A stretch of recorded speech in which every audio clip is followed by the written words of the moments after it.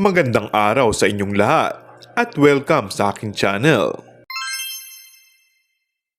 GMA Network, nagsalita na. Ilang taga-TikTok lang ang kinulit ng isang entertainment site tungkol sa issue na ang programa raw nila ang papalit sa timeslot ng It's Showtime sa GMA7. Ngayon lang uli nabuhay ang issue dahil matatapos na kontrata ng It's Showtime ngayong December 2024.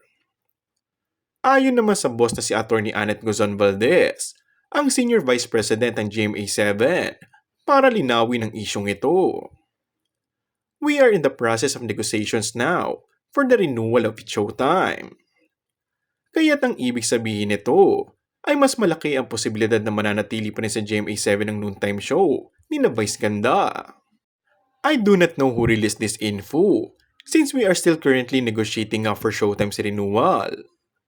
Sa totoo lang, ang ibang mga taga-TikTok lang ay sinasabi sa aming mas gusto nilang kasalukuyan nilang time slot.